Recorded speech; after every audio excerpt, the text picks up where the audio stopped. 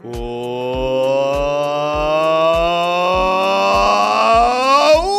to the Russ Joy Show. I'm Russ Joy. You figured that out because you're smart. It's also the name of the show. And if you're joining me live, and even if you're not, I still appreciate you, but if you're joining me live, that means that you no longer are questioning whether or not the show has officially moved. I told you, this week, starting this week, we're going to do this through the end of the calendar year. We're going to monitor traffic on YouTube and on podcasts and on Facebook and on X. Monday, Wednesday, Friday. Because I decided at some point that it just didn't make sense to keep having multiple days in between the Eagles games and having a reaction show. And so I said, you know what? We're going to do Monday, Wednesday, Friday, and we're going to see how it goes. Plus, Flyers play a lot. The Sixers finally look like they might be a relevant team again, or at least on their way to that. And so I said, you know what? 3 times a week, we're going to give it a shot. We'll see how it goes. But I want to thank everybody who's joining me this morning, wherever you get your podcasts. Those people who listen in Apple Podcasts and Pandora and Amazon Music and Spotify and all that wonderful stuff after the fact. I love and appreciate all of you, but those of you who join live on YouTube, X, and Facebook, you are, I'm not going to say you're my favorites, but I'm going to say that, like, you might be the favorites. We can't make promises yet. Now, there are a lot of things going on. A lot happened in the Eagles game against Carolina, and there may or may not be some concerns out there. If you watched the Press Row show last night, you'll know what my thoughts on the Flyers-Utah game were. Spoiler alert, there weren't that many, and I don't even think we're going to get to the Flyers today. There is one non-Philadelphia sports story that we will get to. It impacts the Philadelphia sports landscape. I don't know if we should start there or not. Maybe we should. I mean, it's a little bit more of a breaking thing. We'll get there a little bit later on. Juan Soto spurns the New York Yankees, who had previously acquired him, and he goes across town and signs with the Mets. The Phillies were never even in the running. Did Dave Dombrowski fail the Philadelphia Phillies? We'll get there later on in the show. But before we get there, we're going to get into the Eagles because the Eagles are ultimately what matters the most in the town. The Eagles picked up yet another win, their 9th consecutive.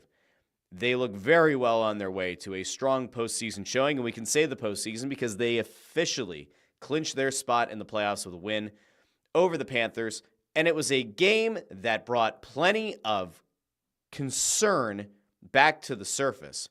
We're going to get there, but before we do, I'm going to go out to the comments really quick and give a little tip of the cap to the people who decided that they were going to join us on a Monday morning.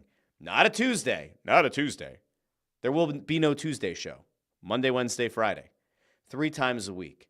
You get more joy in your life. Isn't that how it's supposed to work? I will also tell you that the goal today is going to be in and out shorter than normal. Like, I don't think we need to do an hour plus 3 times a week. Maybe we will at some point. I don't think we have to do that today. We'll see. We'll see where the spirit takes us today. How's that sound?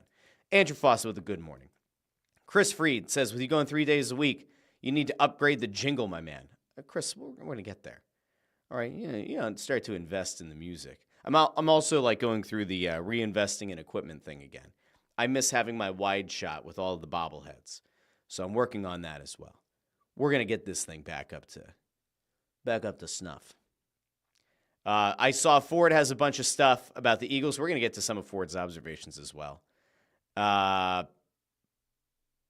Let's see. Ford says, it's amazing to me that YouTube still does not allow the ability to share links in the chat. This is AOL in the 90s. It is true. Andrew Fawcett also says about the Eagles, there are definitely some interesting trends that haven't corrected themselves from last year. Michael Sirkin says, rough weekend for Philly sports. I can sense the sarcasm. Very good weekend. The Sixers got back on track, which Joel Embiid, maybe he just needs to play on days where nobody's paying attention to the team. But Embiid looked really good yesterday. I didn't get to watch the full game in full transparency, but they looked pretty good. You can make the case that on Sunday, 3 Philadelphia teams won. The Eagles won, the Sixers won, and the people who actually know that you need elite talent in the draft, well, they know that the Flyers actually did win by picking up 0 points against Utah. A good weekend. Good weekend overall. Nico comes in here with a what up. We got Jamie with a good morning. We got a Spiral Out with a what up. All right. Jake Rebby with a good morning. We are all over the place this morning. Okay. Jonathan Shankup, you let me know. Says this is a lifelong Phillies fan. The Juan Soto signing by the Mets really hurts. Don't worry, fella. We're going to get out there. We will get to the thoughts on Juan Soto signing with the Mets. We'll get there a little bit later on in the show. It is upsetting. It is disappointing. And somehow, I feel like it was entirely predictable. We'll get there a little bit later on. All right, let's start with the Eagles. And I want to dispel a very clear misnomer. There is a misunderstanding and a misconception that the Carolina Panthers are a bad team. They entered the game at 3-9, and I think, everybody said it was a trap game. I even said on this show last Friday that there was a concern to some extent that this could be viewed sort of as a trap game because you have Pittsburgh off in the distance, and you know that you're going to have some divisional games to wrap up the season. You've already gotten over the biggest hurdle, which was Baltimore. There was a smaller, still an important hurdle in the Rams. You got through that one as well. But Carolina, at least on paper, there was a potential that you could maybe overlook some things, that you could overlook that team, that you could ultimately not give them the respect that they deserve.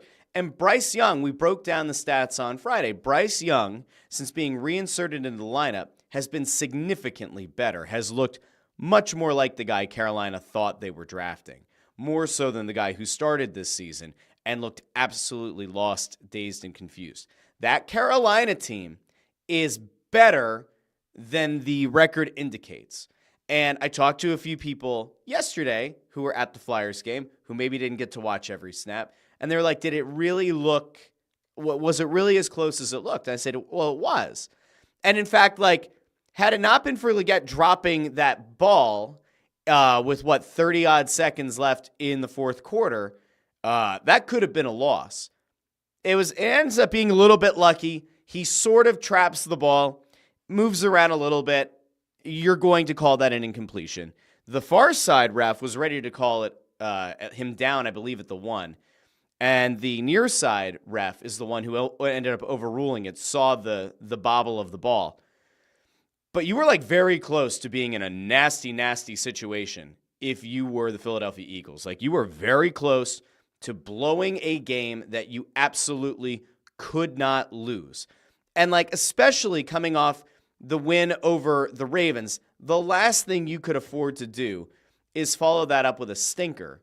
Now, there are concerns coming out of that game, but I want to start with some positives. Am I allowed to start with a few positives? Because I would like to. And it's two veterans who were very critical at important junctures of this game. And they're in the thumbnail of the episode. CJGJ gives up a touchdown, comes back, gets an interception. That's a big play, big momentum shift. And on the final play of the game, we're going to give back his nickname, my friends. Darius. No longer Darius. Big Play Slay is back. Big Play Slay is back, my friends. The pass breakup to seal the deal, to seal the game, was a big play. He actually had another play earlier in the fourth that made me go, ooh, maybe we're close. Maybe we're close to the return of Big Play Slay. Now, he gets the name back. CJGJ has a big moment. Big Play Slay comes back. And all of a sudden, you start to once again think about what an absolute masterful unit Vic Fangio has put together and is maximizing at each and every moment. We talked last week, and we've been talking about for weeks, Quinyon Mitchell, Cooper DeJean, Reed Blankenship. We've given Ringo credit. Finally, the vets showed up in this game. And CJGJ has brought back that swagger. We've talked about that a lot this year. The swagger that he's brought back to this defense is something they absolutely missed a season ago. And Slay, despite the fact that he's missed a little bit of time here, Slay coming back in and playing as well as he did yesterday is a truly encouraging sign. Now, there's kind of like a blessing in disguise sometimes with veteran players later in seasons. If a guy's out injured and he's able to kind of rehabilitate and he's able to not have to put those extra reps on the body and can maybe enter the postseason even healthier than normal, I view that as a net positive, especially when the young guys that have filled in for him have played as well as they have.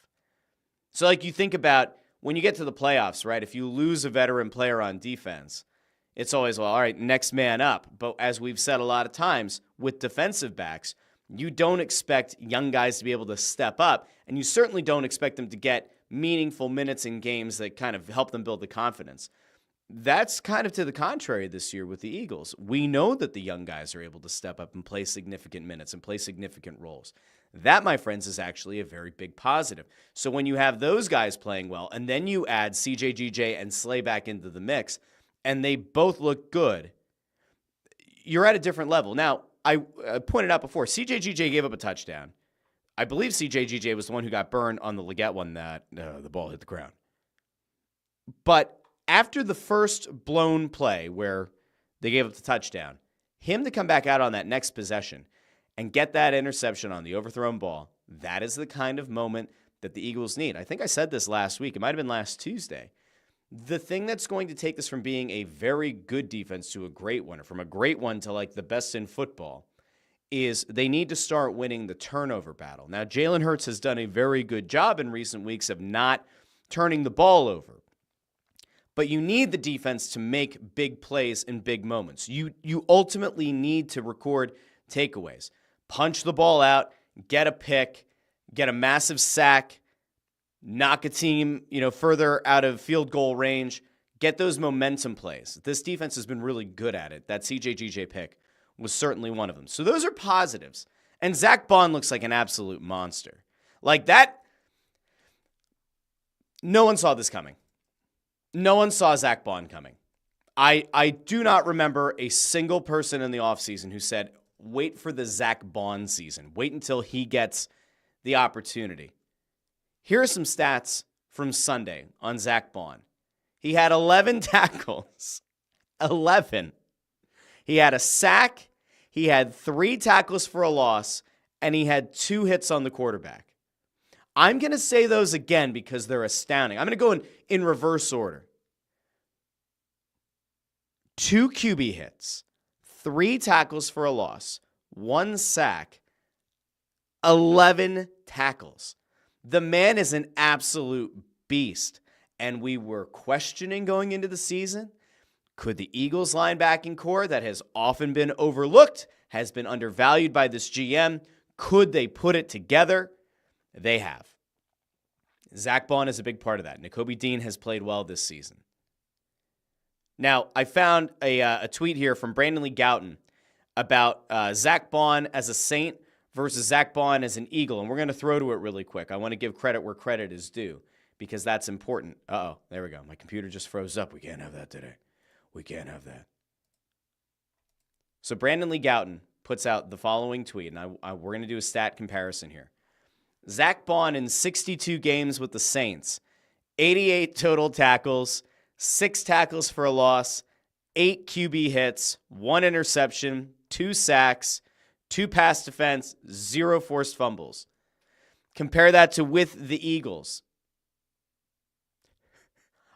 In 13 games. So 62 versus 13. From 88 total tackles up to 129 this season.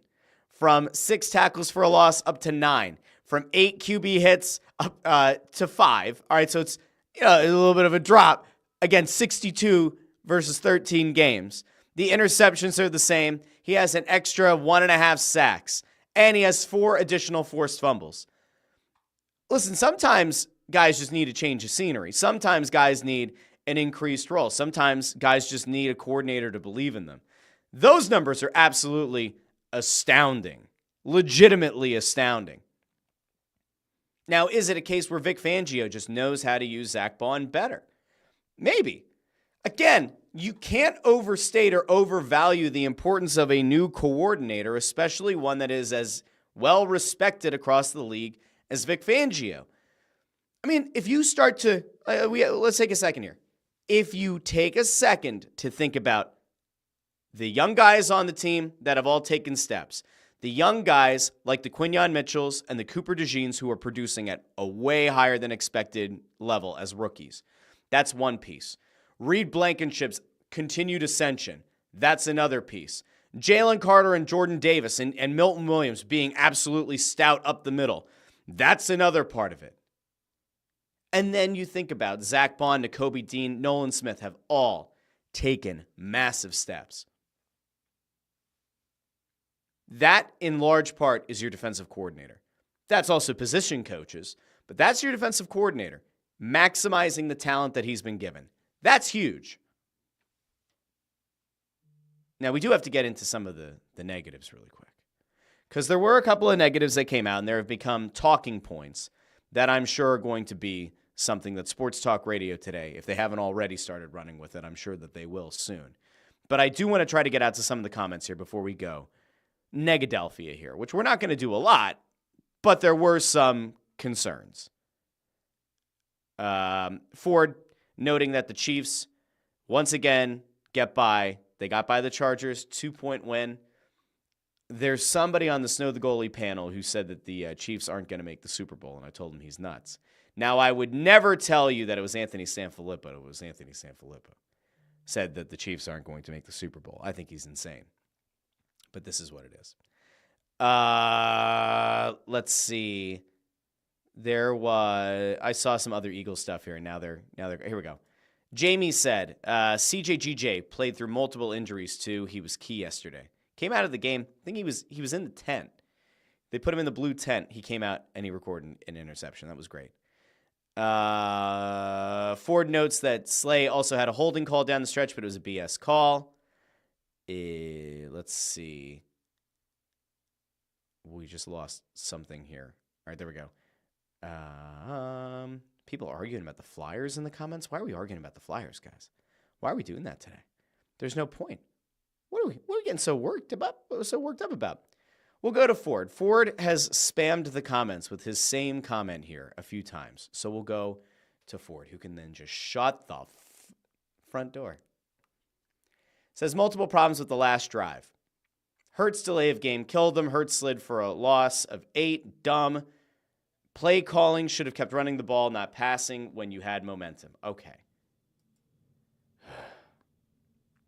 So the negative coming out of yesterday's game. The negative was the passing game. And there's no way to get around it. The passing game underwhelmed. Now on the same day, let's go one more positive. On the same day where Saquon Barkley set the Eagles single season. On the day where Saquon Barkley set the Eagles single season record for rushing yards, somehow he was forgotten down the stretch. He was absolutely dominant once again. He was once again the ultimate X factor, and he was the guy who flipped the game on its head once again, because it's what Saquon Barkley does. Now, he gives all the credit to the offensive line. He always goes out of his way to credit the offensive line. He got 20 rushing attempts in the game. That's his fewest in the last few weeks. Had 124 yards, up from 107 against the Ravens. He averaged 6.2 yards per carry, and yet it felt like late in the game, yet again, the Eagles just forgot that they could run the ball with him. They forgot how dominant he was. Just to give you a little bit of context on that 6.2 yards per carry, okay? That is the most yards per carry that he's had since he averaged almost 10 per carry against the Rams.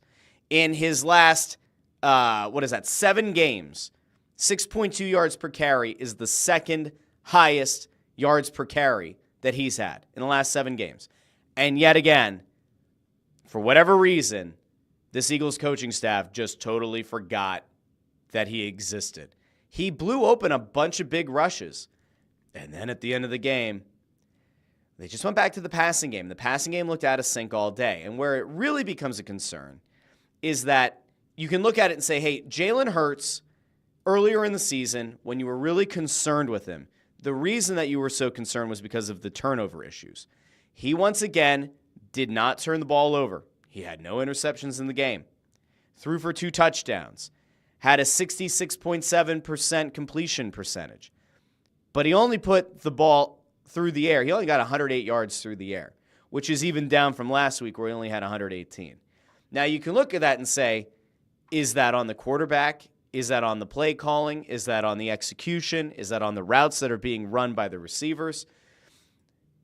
If you believe A.J. Brown, presumably there is a belief in the locker room that maybe the Eagles need to fix the passing game. And so we're going to go out to A.J. Brown after this one. This is what I said is going to be the thing that I'm sure will get blown way out of proportion by Sports Talk Radio today. But I do want to go to A.J. Brown. Let's get A.J. Brown's thoughts on the passing game. Again, only 108 yards through the air. I think it was, we were pretty far into the game before A.J. Brown even had a target go his way. But let's bring A.J. Brown up here for his thoughts. Here we go. Offense wasn't good enough. What are some things you think that the offense needs to improve on? Passing. AJ, I know everybody wants to get in a rhythm, and Devontae was acknowledging that. Receivers, just like running backs, want to get in a rhythm. How hard is it as a receiver to get into a rhythm when you guys are only throwing the ball like 20 times? Incredibly tough. It seemed like there was a moment on the sideline when you threw your helmet into the bench. What prompted that reaction? 3 and out. As a leader on this offense, what's kind of your approach this week in changing the result in terms of everyone, and not just you, a lot of players on offense saying that this was just not up to the offensive standard? Putting our head down and just going to work, doing the things we're doing and learning and growing. What are the conversations? All right, so he's a little bit hard to hear here, but let's go ahead and go through some of his answers here, and then there's one last question, but we'll come back to AJ here in a second. So the thing that they need to work on, in his opinion, was passing.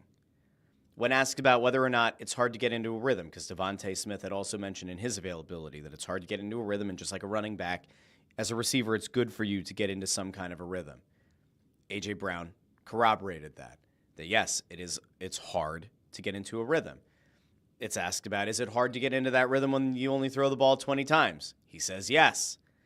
And then this last, he's asked about why he threw the helmet on the sideline, which some people were turning into a big thing. And he said it was a 3 and out.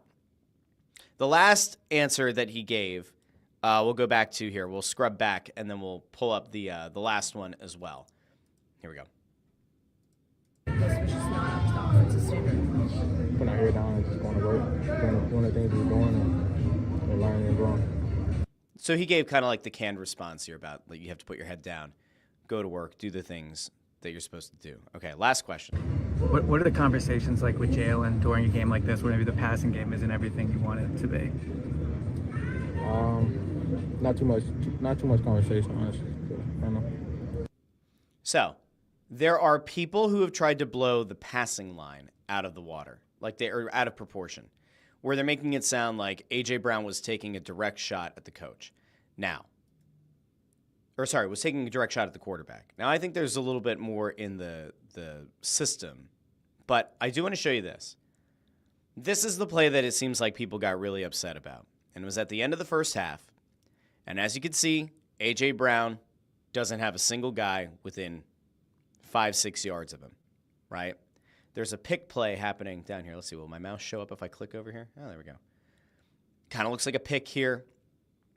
But A.J. Brown, it should be a pretty wide open throw. I don't know why Jalen Hurts didn't see him. I have no idea. But that's a play that if you're A.J. Brown, it's going to piss you off. Here's Devontae running towards the pylon.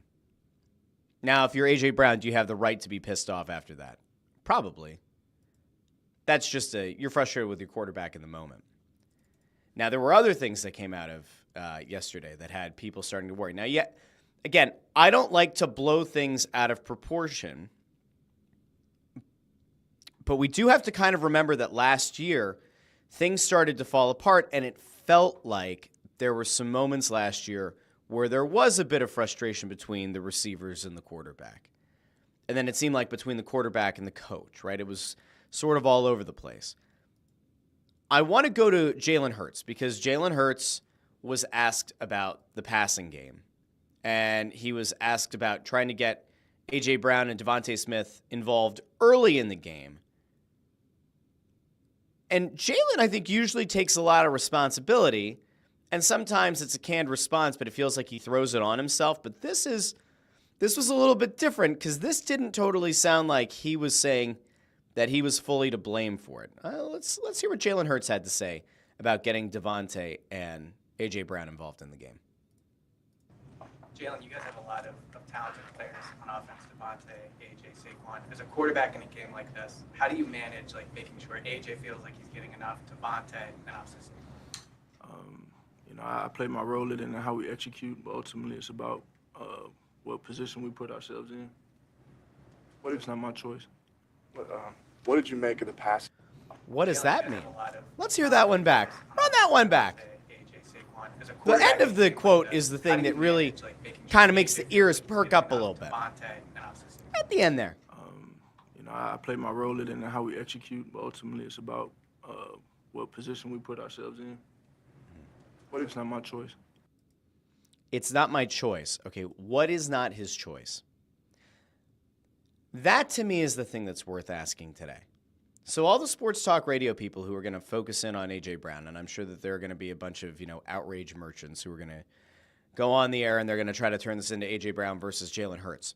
What is he talking about when he says it's not my choice?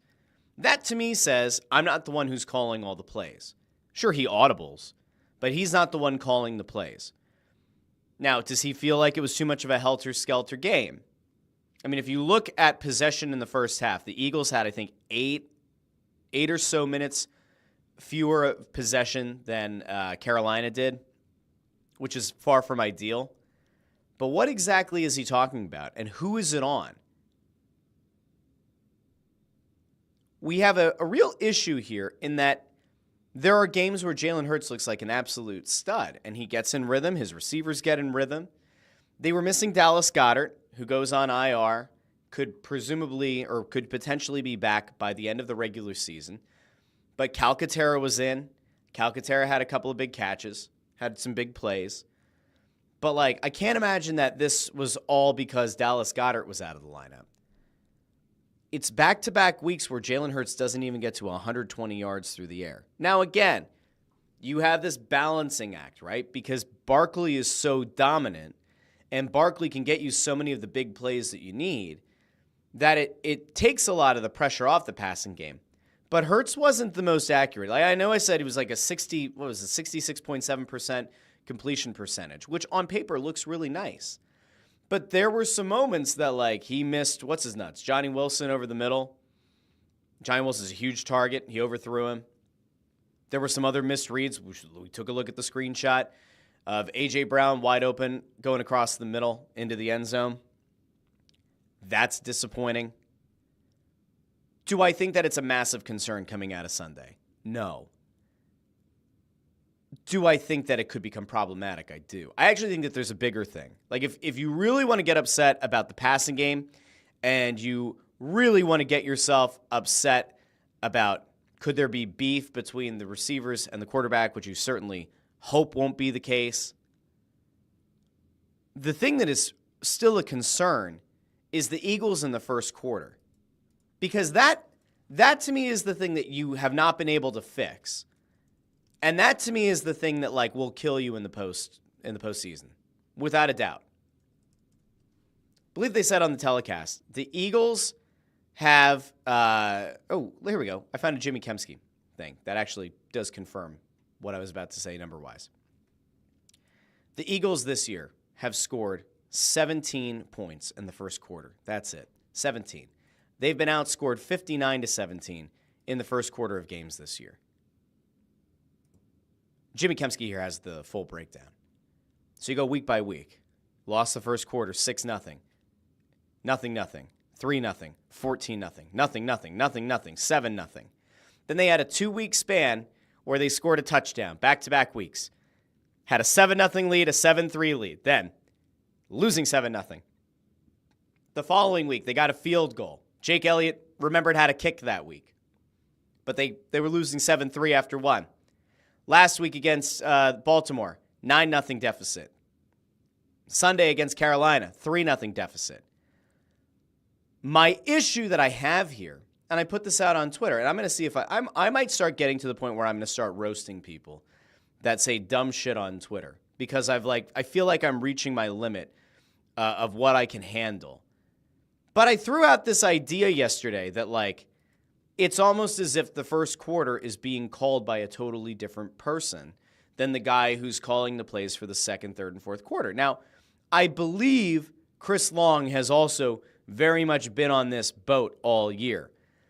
But this was the tweet that pissed me off, because I said the thing about first quarter looking like it was scripted by one person and the other quarters are, maybe a little bit more dynamic or are being handled by somebody else. So you have this guy, John Aficionado, with a trademark after it. That's great. Says, it's also like some of you forget the other team is full of pros too, and they have prepared to play all week as well. It's why good teams pull away as games go on. Depth wins out. And then I noted, they have 17 first quarter points this season. 17.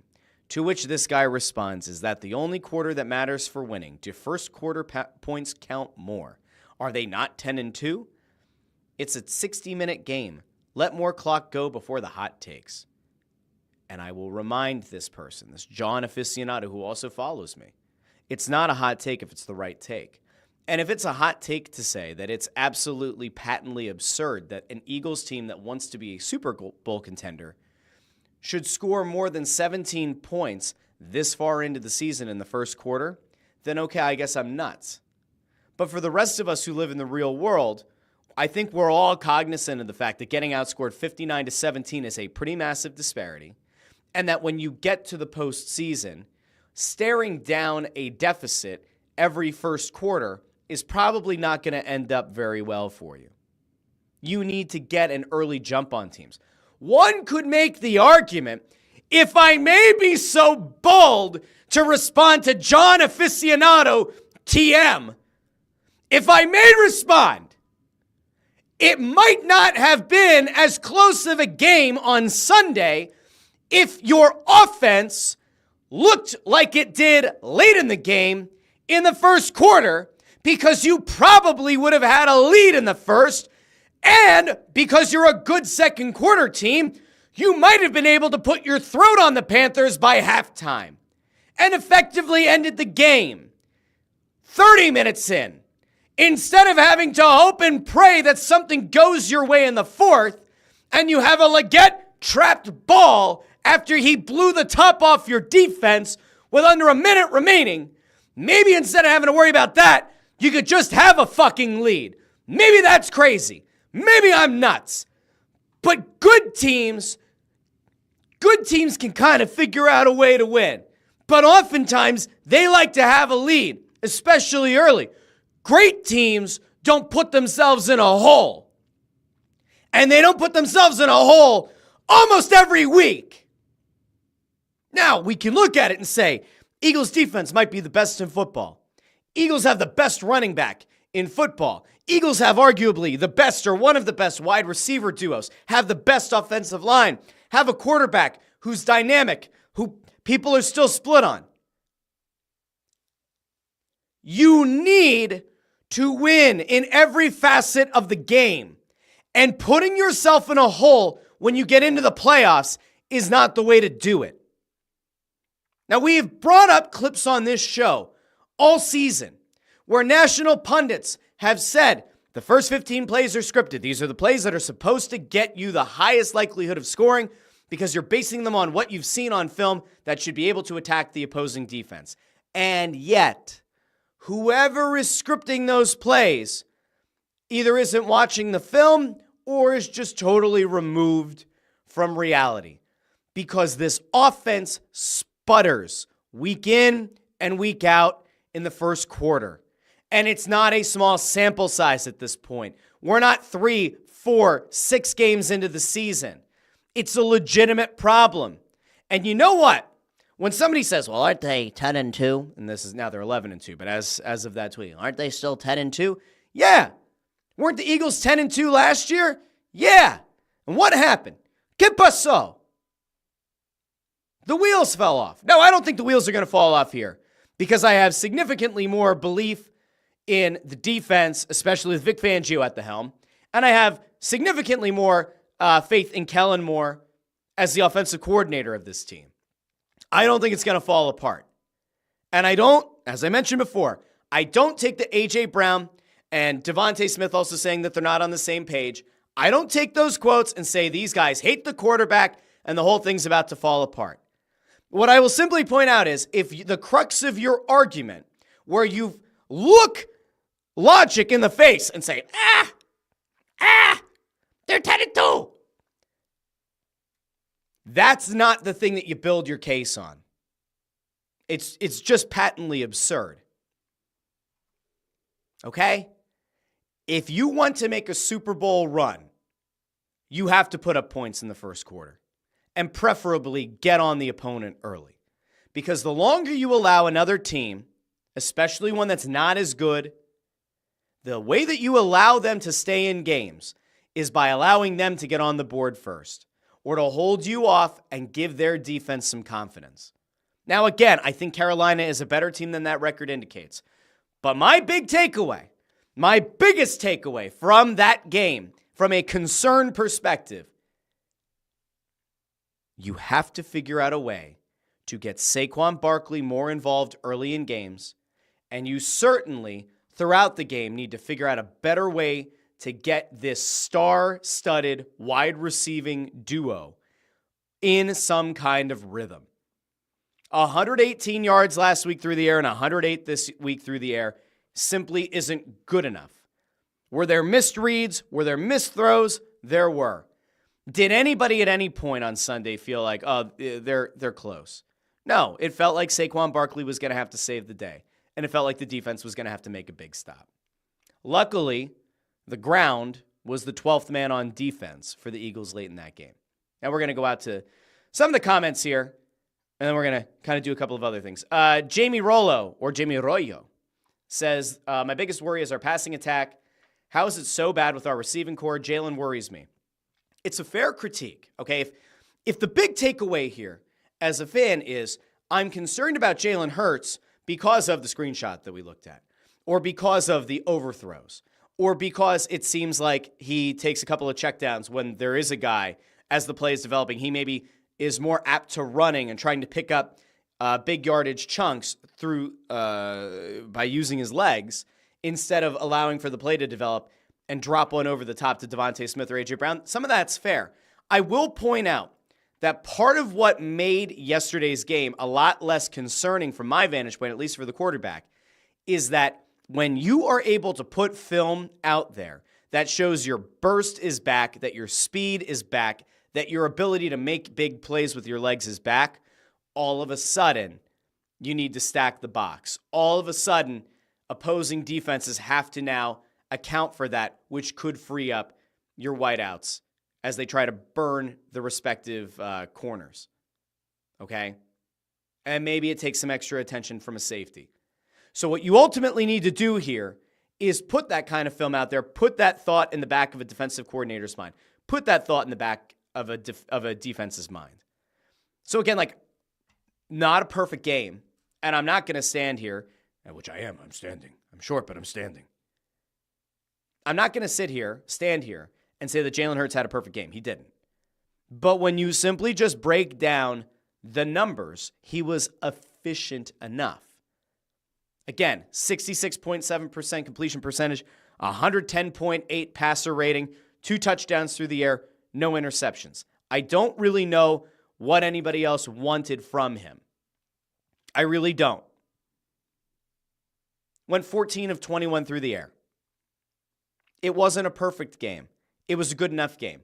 If there's a concern through the air, it's that his longest completion was 27 yards, and we know that Devontae Smith and A.J. Brown both have the ability to bust the top of a defense, right, and go for a big gain.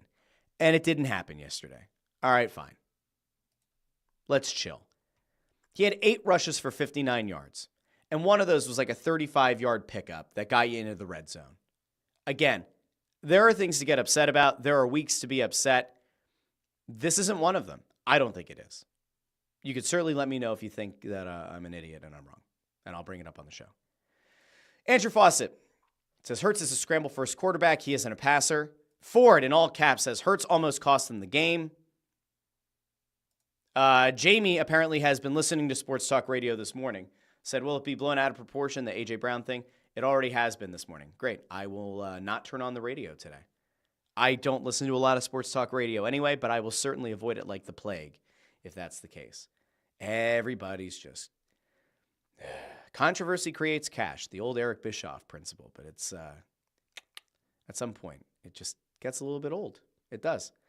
Andrew Fawcett doesn't think that Hurts can see the field that well. His decision-making has always been suspect. Or, there are games where he doesn't make the right reads. And then after the fact, you look at it and you feel a little bit less good.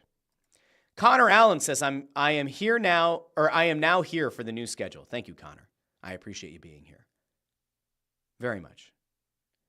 What's this shit? Ford says, Kincaid, the 97.5 Kincaid, not the Crossing Guard Kincaid, had a whole thing this morning about, can the Eagles win the Super Bowl with Hurts as quarterback? Jesus. I hope that's not true. Ford, let me know if that was earnest or not. Because I just...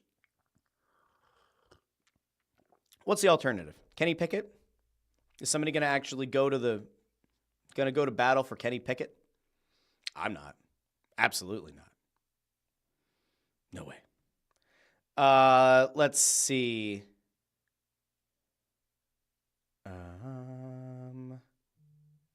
I just lost it. Here we go. Christian Newton, a buddy of mine, says the stark contrast between 2 years ago and this season is that the team was killing teams in the first half and just going through the motions in the second.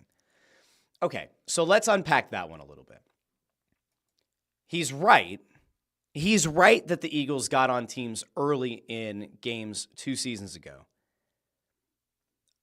If you want to look for a positive on that versus this, I like a team that can finish stronger because ultimately when you get to the playoffs, it's better to have been battle-tested and have to go down the field and pick up critical points or drive for the win at the end of games. So to that end, the Eagles are kind of developing a much more useful skill set for the playoffs. And at the same time, we can still be critical of the fact that they aren't jumping on anyone. Now, I don't know who that comes down to. Like some might say, is that like a Shane Steichen thing? Was Steichen the one who was able to do that? I don't know. I don't know. I will tell you that I'm concerned that like if you can't get on teams early in the postseason, you're screwed. Ford says, I had an idiot on X tell me that the Eagles are feeling out their opponents and not playing down to them. I then tweeted at him in the fourth quarter and asked if they were still feeling it out. So let's go to that. There is a small part of me that knows this isn't the case, but there's a small part of me that's like, hey, what if the scripted plays are really to just kind of test different things about what the defense is going to likely do later in games? And the Eagles are willing to concede not building rhythm in the first quarter because they're trying to develop the plan that they're going to manipulate later on in the game. That would be a really wishful thinking. I don't think that's what it is. I really don't. Let's see. Landros 2 says, Hurts was terrible yesterday. Full stop. Riding Barkley saved the day again. He had missed reads, but again, stat-wise, not turning over the ball. I can't say that he was terrible. I'd say he was underwhelming. Wouldn't say he was terrible. Chris Freed, Hurts is a game manager. As long as you don't expect anything more from Hurts, all is fine. And then we go here as well. A win is a win, and you move on. I am now pretty much done with the Eagles game. We'll have more. We'll break down more if there are more sound bites by Wednesday, because remember, we're doing Monday, Wednesday, Friday this week. We'll come back to the Eagles. Now, there are a couple of other things that I wanted to get to. The basketball team picked up a win. Talk about that for a second. The Phillies were never in on Juan Soto. He now ends up in the NL East. But before we do, oh, by the way, Ford does confirm that apparently John Kincaid on The Fanatic did the Can the Eagles win a Super Bowl with Jalen Hurts. Fucking great. That's awesome. That's good content. Good luck. When have the ratings come out at all for the last book? I don't think they have. I can't wait to see what happens in the ratings book. I have some theories. I might put those theories on the record on this show about how some gaps I think are going to open up even more. we'll get to that later. Connor Allen says, Russ, can you give your take on Uber drivers outside of Xfinity Live? I will go out of my way for a second to inform the masses about what happened last night, just very briefly, because to me, it was such a problem. I tweeted this last night. We'll throw this up on the screen. I was so incensed last night because the Flyers pushed back opening puck drop a half hour to accommodate, traffic because of the Eagles game. And I tweeted the following. Let's put it in this view. Throw all taxi and Uber drivers who block traffic around Xfinity Live in jail. Now you might say to yourself, Russ, that seems a little bit extreme.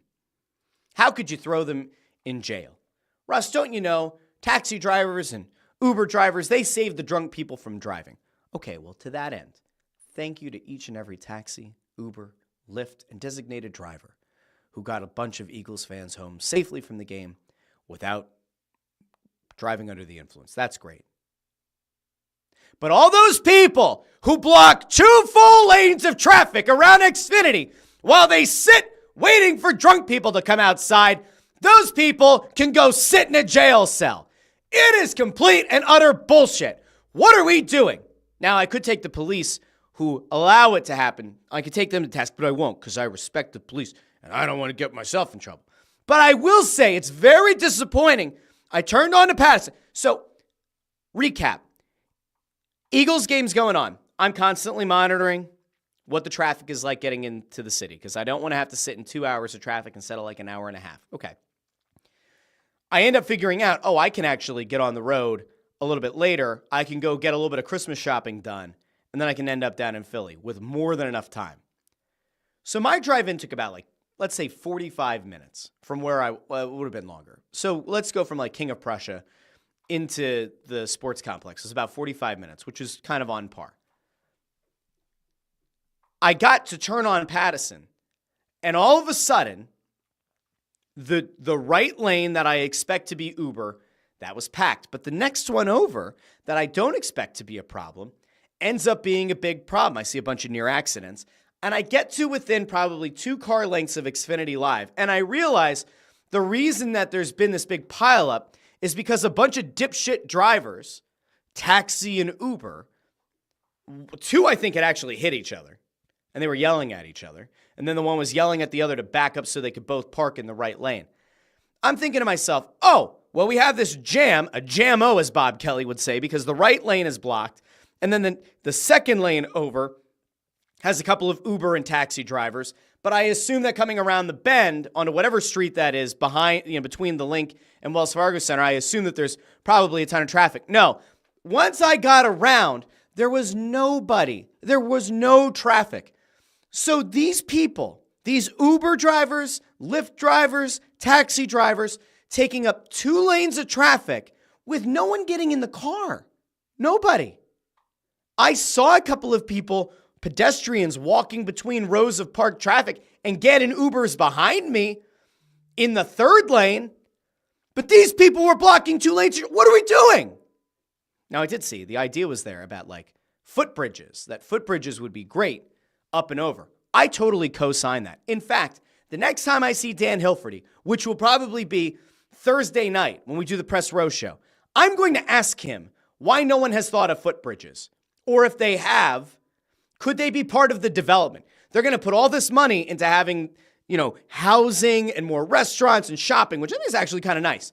They're going to do that down in the sports complex. Can we get some footbridges? I don't need to keep stopping because pedestrians are drunkenly wandering into traffic.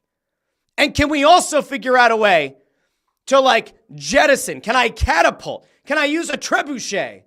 Put a Lyft driver, have their car get flung over the fence. I can't handle it anymore. I was very upset. Jamie says, Phillies games, they park on both sides of the street to try to get everyone coming out of Citizens Bank Park. It's not fun. I agree. Connor Allen says, it blows my mind that police do absolutely nothing with all the traffic in the complex. Nothing at all. Correct. Oh, what's this? T from the TO3 almost died. Thankful to be alive as I almost died early Sunday morning as a guy missed my car and nailed the car ahead of me. T from the TO3. Trevor, I hope you're okay. That is harrowing. That is not good. But I'm glad you're okay. I hope the person that was in the car that got nailed ahead of you is also okay. I kind of get the feeling they might not be based on what you said here, but I hope everybody's okay. That's scary. Okay, so we talked about the drivers. Last 2 quick points. There was a nice moment in the Flyers game, and it wasn't the play on ice because that was mostly dog shit. There was a positive moment that came out of it because Matvei Michkov, at the very end of the game, is getting, tossed from the game, and he goes down the tunnel to go to the back. Now, mind you, he gets on the bench and he's going past everybody, right? So for like 30, 45 seconds or so, Michkov is walking past his teammates. Everybody's, going nuts for him because he kind of got in a fight. He threw a jab. Everybody was happy about it. Everybody felt good. Here's where things got really interesting. Michkov gets to the end of the bench. He goes between Ersin and Kolosov. And I just want you to see really quickly what Michkov does that got the crowd absolutely buzzing. A man of the people, throws a couple So punches, here he goes to the locker room, and we'll sign something on the way. Somebody there. hands Why him a not? water bottle. It's a Flyers water bottle. They hand him a Sharpie. You can see he's bleeding on the chin. Not going to matter. Everybody else looking at the scoreboard there. He's done for the night. Should have signed it in blood. A man. So, recapping.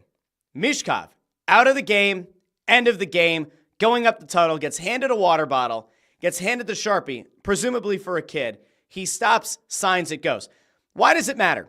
Because in the midst of a very bad game where most people had left because Morgan Frost overskated a puck and went the other way in 5-hole, end of game, Michkov, presence of mind, whatever, man of the people, signs an autograph for a kid on his way out. The fans in the building who had mostly just kind of fallen into like the somber, they're going to lose this game and we didn't beat traffic. We're just going to sit here. When it got to Michkov getting the bottle and the Sharpie and starting to sign it, that place erupted like a goal had been scored. And so simply put, it was a really nice moment, and he just made a kid's day, probably made a nice memory for that kid. And while we talked about this on the Press Row Show postgame, which you can find wherever you get your podcasts in the Snow the Goalie feed, or you can go on YouTube and watch it, as Bundy kind of offered his thoughts on it as well, and Ant did as well. That to me is like a very good thing. It's a very good sign. Now, there might be hockey traditionalists who don't like that, think that it's distracting. The game is still going on. I looked at it and said, really cool moment.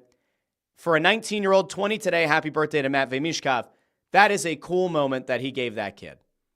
And it also shows that he understands just how important it is that he does the right things. And listen, I think the fans have made a really good impact and a good impression on him. I do. I mean, he's very clearly the face of the franchise. By far. So seeing him do that, I thought was a really nice thing. Final thing before we leave. The Sixers, my friends. The Sixers might actually be, if not back, they are close to back. Or at least they're close to back when Joel Embiid plays. Joel Embiid returned to the lineup last night, and he looked significantly better. Like miles and miles better. 31 points, 12 rebounds, 4 assists, 2 blocks in a win against the Bulls. And if you're looking for something to maybe take away as a positive, it's that if you can get Embiid, I said this to intern Andrew last night. If you can get 2 out of 3 of Maxey, Paul George, and Joel Embiid to play 3 out of every 4 games. So do the mental math and how many games that means each guy plays.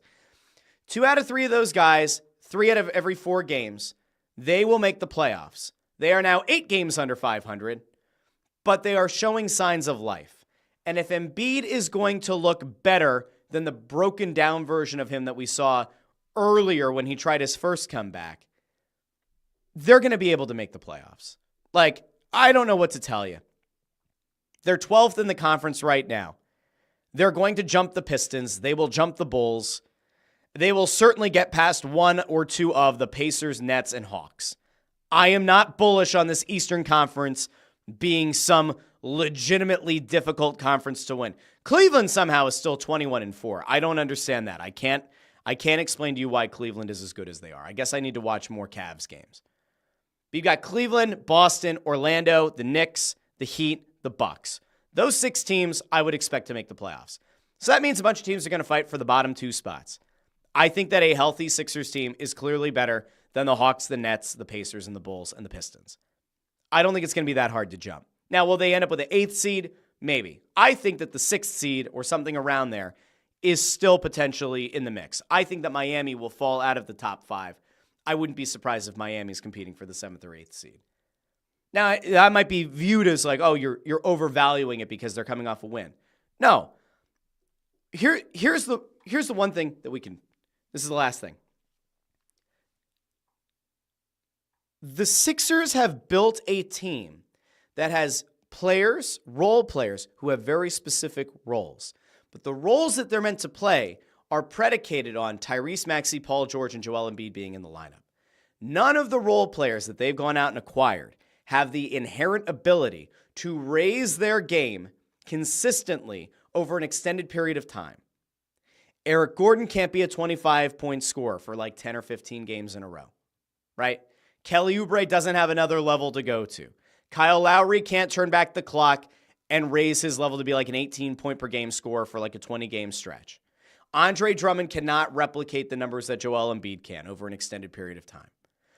But if these guys are able to be healthy in some respect, in some kind of mismatch thing, this Sixers team will win games. I am very confident of it. And if anybody was hoping they're going to tank, it ain't happening. So look at that. We ended on a little bit more positivity today. Good for us. Good for all of us today. I want to thank all of you for joining me on a Monday morning. I will remind you one more time.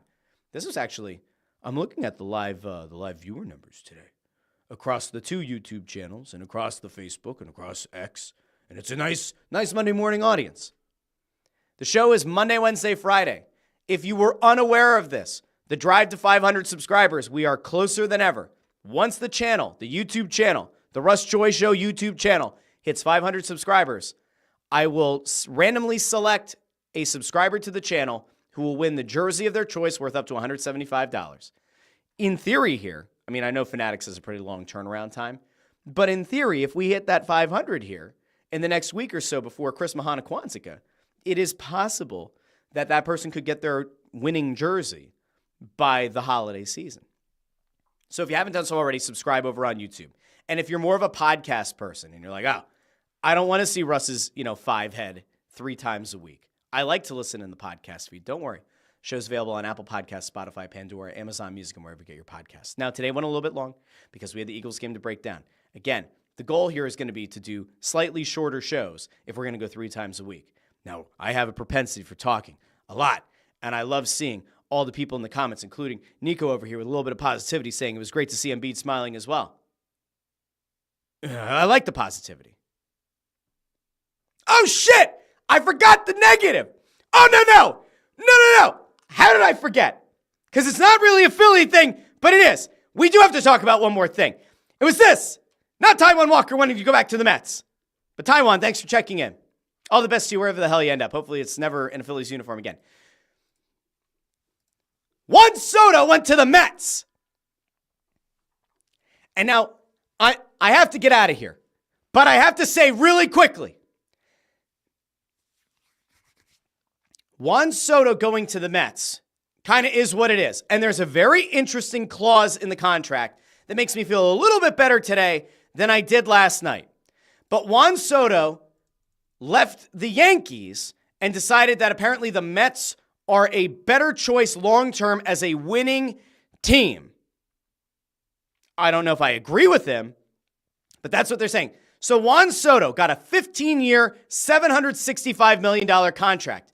Here's the interesting caveat.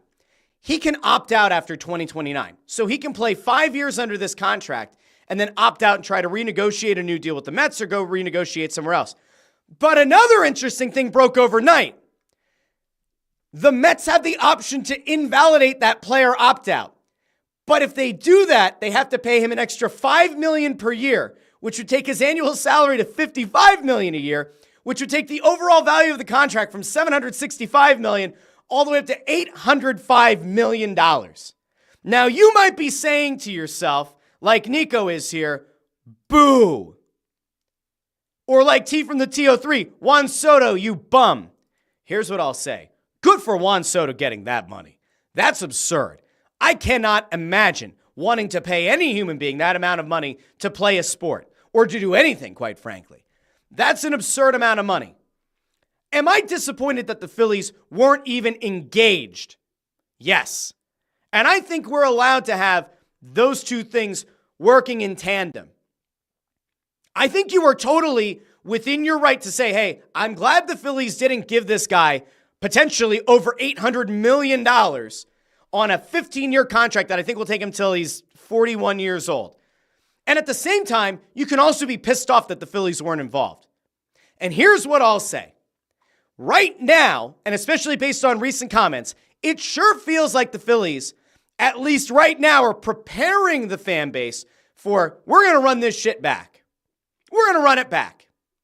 Now, Anthony Sanfilippo last night, at the end of the press row show, we talked about this very briefly. He's like, I don't think they're going to run it back. I think they're going to make changes. The public comments to this point have been, we don't really need to make that many changes. We'll make some small tweaks here and there. The New York Mets just went out and got the best free agent in Major League Baseball. The Dodgers have continued to put their nonsensical contracts with deferred money in place because Rob Manfred doesn't have the cojones to stop them or to put any kind of structural thing into the CBA, an addendum perhaps, that these players should get paid now instead of like 20 years from now. The Dodgers have gotten better. The Mets, who are in your division, just went out and dropped boku bucks to get better. And it sounds like Jeff Passan said on Scott Van Pelt's show last night that the Mets aren't done, that they're going to keep spending money. If I have to get Wish.com's Mr. Rogers, a.k.a. Dave Dombrowski, coming out here in the next couple of weeks saying, well, we tried. We explored a few things, but we're happy with our team. I will lose my mind. My head might pop off of my shoulders. It legitimately might. And right now, it sure feels like the Phillies are trying to tell people, don't get your hopes up. I don't know what hopes there are to get up. There's no one else out there on the free agent market that gets me all hot and bothered. There's nobody that I think right now is a legitimate game changer the way that obviously Juan Soto would have been. Now, could the Phillies ultimately trade Nick Castellanos or trade Turner or Alec Bohm? Maybe. Could they trade Ranger Suarez? Maybe. Are any of the players they're going to get back legitimate game-changing players? My hunch as of right now is no, because I have yet to see a name rumored in Major League Baseball as being on the trade block that could impact your team the way that a Juan Soto could have. It doesn't mean that they're screwed, and it doesn't mean that the Phillies are going to fall off the face of the earth. But the Braves are still very good. The Mets just got better and apparently want to keep getting better. The Dodgers got better. We don't even have to look at the American League. It is going to be such a bloodbath as currently constituted in the National League next year. If you're the Phillies, you better figure it out. And you better figure it out pretty freaking fast. Otherwise, these fans that decided they were going to jump on the bandwagon at the end of the year, right? Because they didn't really believe that you guys could perform in the postseason. They watched you down the stretch play a lot of 500 baseball, but they got hyped for Red October and watched you get your teeth kicked in by the same Mets team that just signed Juan Soto. Those people aren't coming back if they feel like there's no chance of this team even competing in the regular season. So the Phillies have some significant work to do. And we will cover all of that over the next few weeks, the next few months, here on the Russ Joy Show, which is now Monday, Wednesday, Friday, 3 times a week. Matthew Ryan saying, so you're saying the Phillies have no chance for at least 5 more years? No, I'm not saying that. But they need to legitimately make some moves. Phantom67 says it's crazy money, because it is. Reed DeFord, run it back for the 4th time. Sounds great. Yeah, ask the Philadelphia Union how that worked out. Jamie says, looked for the Harper extension storyline to increase this season thanks to Soto. And Landros, too, saying, yo, Harper won't be happy. I'm going to tell you something. I would much rather... Oh, no, I'm not going to say it. If my options... Shit. This is how I feel, though. It's not shtick. It's real. If my options for the Phillies were give Bryce Harper another extension or trade him, I might be open to trading him. As of right now, there's no cap in baseball. It doesn't look like there ever will be a cap. If John Middleton's going to keep being the owner and he's willing to pay that money, then fine. But if that money is going to kind of linger in the back of his mind as a reason to not go out and make another big splash, or is going to give Dave Dombrowski some kind of cover to not go out and make a big splash and to make the team better, then you might have to have a conversation. I don't know how you could give Bryce Harper an extension. I genuinely don't. The injuries piled up this year. And I will simply point out west to a guy that a lot of people wanted in this town who won multiple MVPs. And I have to tell you, Mike Trout is not even I wouldn't even touch Mike Trout with a 10-foot pole. Harper had a bunch of injuries this year. And that was also coming off of the tear in his elbow. I don't think that contract's going to age well. There is no reason to add on to the end of it. That is all. Dirch says, anyone is fair game if it improves the team. This is also a business, not a party. Jimmy King says, Russ throwing strays at the Union out of left field. So right, though. No matter how good your team is, you have to keep things fresh and improve. I love the Union, right? I will always love the Union. I'm glad that Philly has a soccer team. I wish Jay Sugarman would sell that team. But they are, case in point, like they are a perfect example of why you can't just run it back. That was a team that was within minutes of winning MLS Cup. Mbaizo let Gareth Bale run to the far post. Header. You go to extra time. You lose. You lose MLS Cup. And they kept running it back. And then they missed the playoffs. Not ideal. All right, we ended on a down note, but we had to do that. We'll be back on Wednesday and on Friday here on the Russ Joy Show, 8:30 a.m., bright and early. If you haven't done so already, go subscribe to the Russ Joy Show channel on YouTube. Get entered to win a jersey of your choice as part of the drive to 500 subscribers. And, of course, subscribe wherever you get your podcasts. I will be back on Wednesday. Thank you to everybody who tuned in live. Thank you to all of you who listen in the podcast feed after the fact. Until Wednesday, I'm Russ Joy. But you already knew that because you're smart. And it's also the name of the show. Talk to all of you Wednesday.